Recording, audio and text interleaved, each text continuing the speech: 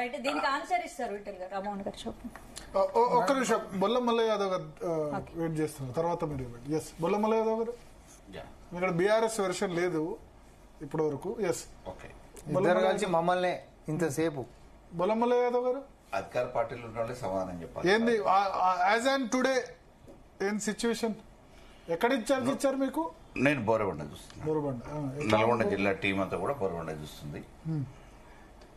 ఈ రోజు ఉన్న సిచ్యువేషన్ తో పాటు రేపు 14వ తారీఖుల కౌంటింగ్ లో కూడా గెలిచేది మేమే, 11వ తారీఖున మెజారిటీగా ఓట్లు పడేది కూడా మాకే. 100% మళ్ళీ మా స్థానాన్ని మేము కైవసం చేసుకోబోతా ఉన్నాం.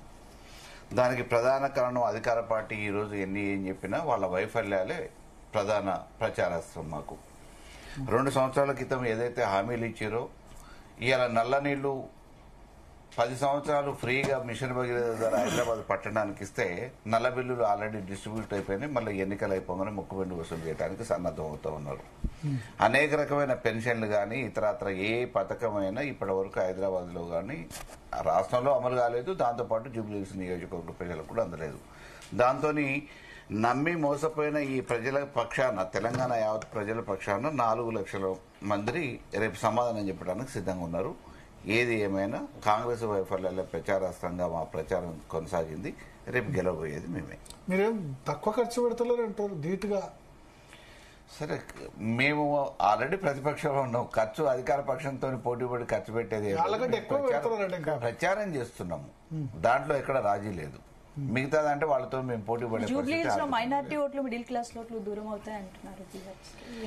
ఇవాళ మామూలుగా అసరుద్దీన్ గారు చెప్పినా, అక్బరుద్దీన్ గారు చెప్పినా, ఎంఐఎం అని చెప్పేసి మన మద్దతు కాంగ్రెస్ కి అని చెప్పినా ప్రజలందరూ కూడా స్వచ్ఛందంగా బెనిఫిషియర్స్ ఏదైతే నష్టపోతున్నారో ఆ నష్టపోతున్న వాళ్ళకి రేపు మళ్ళీ ఎవరి వల్ల లబ్ధి పొందగలుగుతారు అని అనుకుంటే అది కేసీఆర్ వల్ల, బీఆర్ఎస్ రానున్న ప్రభుత్వం బీఆర్ఎస్ వల్లనే అనే ఉద్దేశంతో ఇవాళ ఎంఐఎం పార్టీకి సంబంధించిన వాళ్ళు కూడా బీఆర్ఎస్ ఓటు వేయడానికి సిద్ధంగా ఉన్నారు.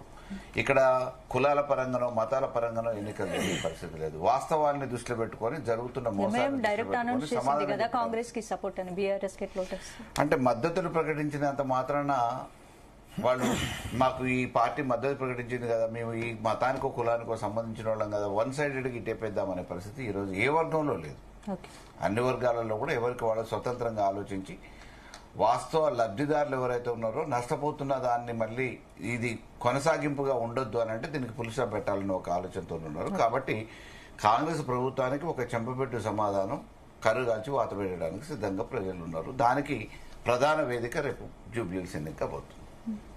ఓకే, రామ్మోహన్ రెడ్డి గారు, సో వాళ్ళంతా రేవంత్ రెడ్డిని ఒడగొట్టాలని మంత్రులు ప్రయత్నం చేస్తున్నారు. మంత్రులు మనస్ఫూర్తిగా పనిచేయట్లేదు. భరత్ గారు అంటే చాలా సేపు మాట్లాడినండి ఇద్దరు.